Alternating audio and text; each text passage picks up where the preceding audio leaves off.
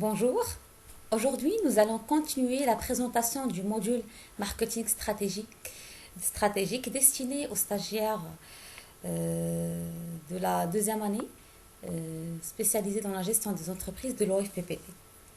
Donc, après avoir déterminé sa stratégie, on parle plus de produits, mais plutôt des DAS, les domaines d'activité stratégiques, qui sont l'ensemble des produits ou activités souvent homogènes pour lesquels l'entreprise peut constituer un avantage concurrentiel.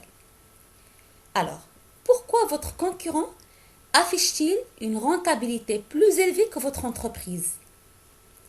Bien évidemment, c'est sûrement qu'il détient ce qu'on appelle un avantage concurrentiel.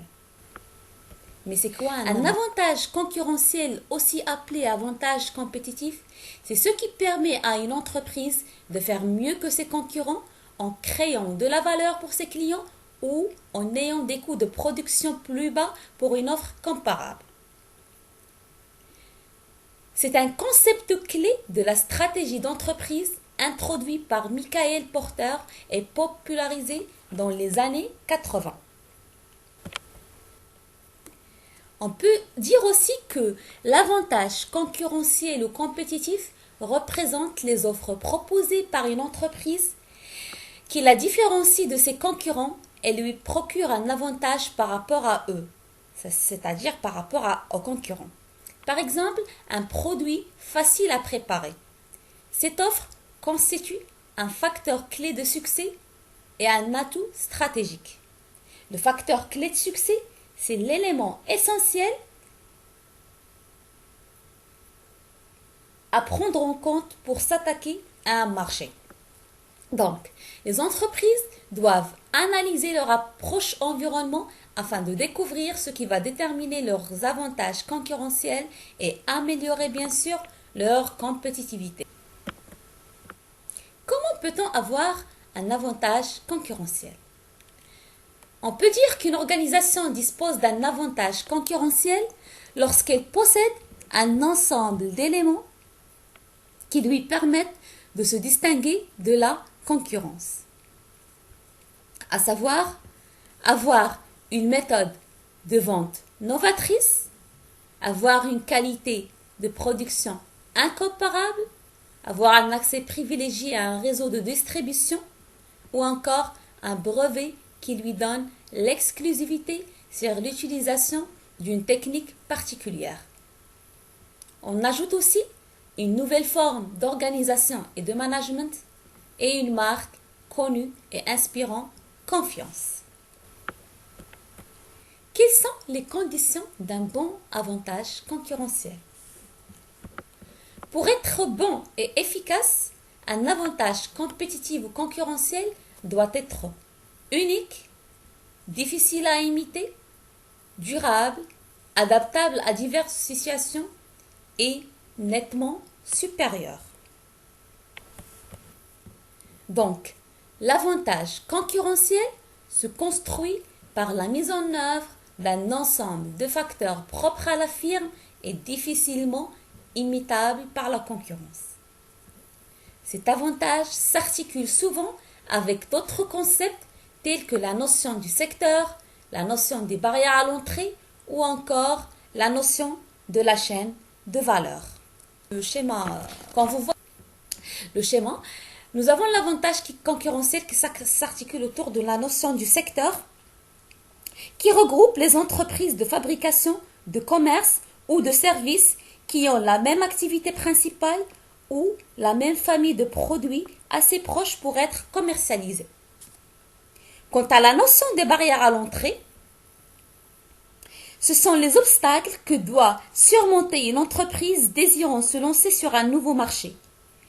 Et ils sont établis par les acteurs déjà en place sur le secteur en question ou par la réglementation en vigueur.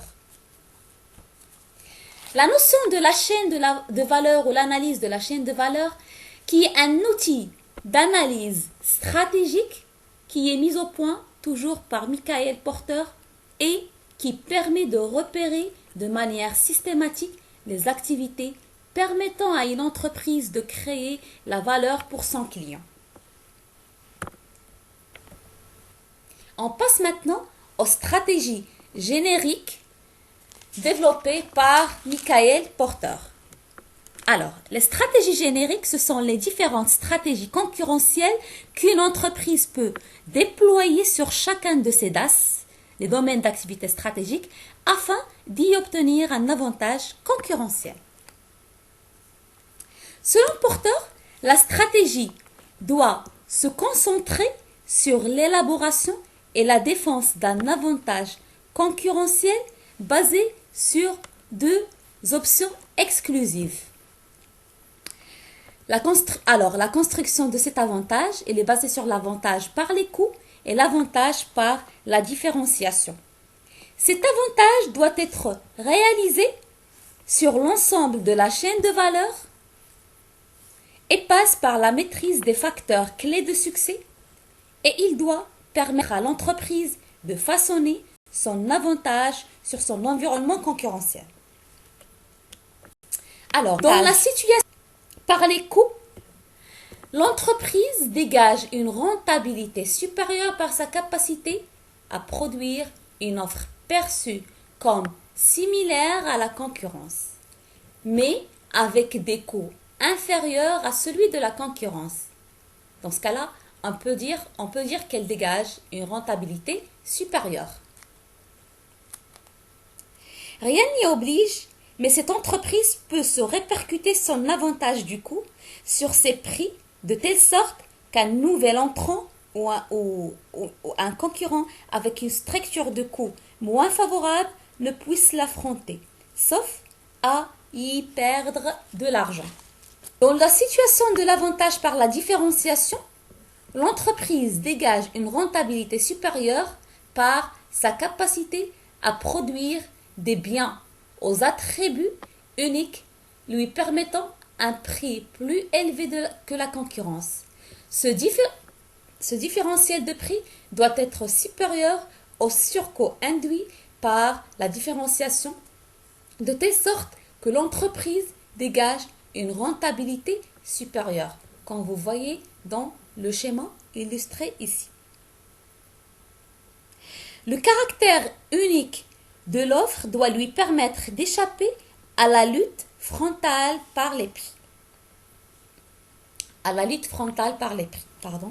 Une autre dimension doit être ajoutée à ces deux sources d'avantages concurrentiels. Les deux sources sont l'avantage par les coûts et l'avantage par la différenciation.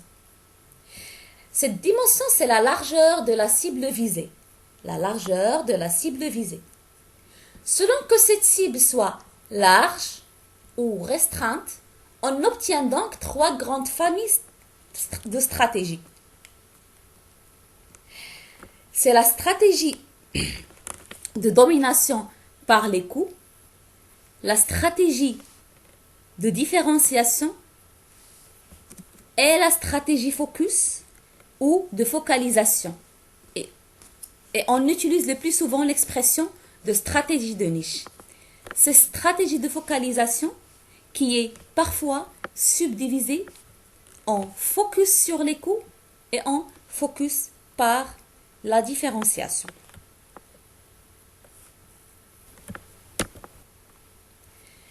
Donc, comment peut-on identifier son avantage concurrentiel? Pour l'identifier, une entreprise doit examiner systématiquement toutes les fonctions ainsi que leurs interactions. C'est-à-dire la fonction commerciale, la fonction logistique, la fonction approvisionnement, etc. Pour ce faire, il s'agit de procéder au diagnostic approfondi des différentes étapes de l'élaboration du produit. Cela aboutit à mettre en évidence la chaîne de valeur de l'entreprise. On passe maintenant à la définition ou l'explication de l'avantage concurrentiel temporaire. L'avantage concurrentiel identifié doit remplir un certain nombre de conditions. Il doit être durable et perçu comme important par les consommateurs. Cependant, l'avantage concurrentiel n'est souvent que temporaire. Il ne peut être maintenu que ça veut dire on ne peut maintenir son avantage concurrentiel si on si on ne manque pas de moyens. Ici, on parle de temporaire, l'avantage concurrentiel qui est temporaire, c'est-à-dire par manque de moyens, les moyens techniques, financiers ou humains, par une mauvaise analyse de l'évolution du secteur et de son environnement. Cet avantage temporaire disparaît dès que de nouveaux produits plus performants apparaissent sur le marché. On parle de l'effet de cannibalisation, c'est-à-dire un produit qui va manger les parts de marché d'un autre produit. Quant à l'avantage concurrentiel durable, c'est la raison pour laquelle l'entreprise doit mettre en place une stratégie adéquate pour le rendre durable et rester ainsi compétitif par rapport à ses concurrents. Pour conclure, pour Michael Porter, il est indispensable qu'une organisation opte une seule et unique stratégie, car sinon, il aura de fortes chances qu'elle se retrouve coincée entre les deux. Dans ce cas, l'entreprise ne peut bénéficier ni d'un avantage de coût, ni de la capacité à poser des tarifs plus élevés. Ses sources sont alors mal allouées, sa rentabilité est grevée, donc elle devient vulnérable à des propositions ou alternatives moins coûteuses ou peu différenciées. Ma présentation touche à sa fin. J'espère que cette vidéo vous serait utile. On se retrouve dans une prochaine vidéo où on va expliquer les concepts clés du marketing stratégique et l'analyse de la chaîne de valeur. Je vous dis au revoir et à la prochaine.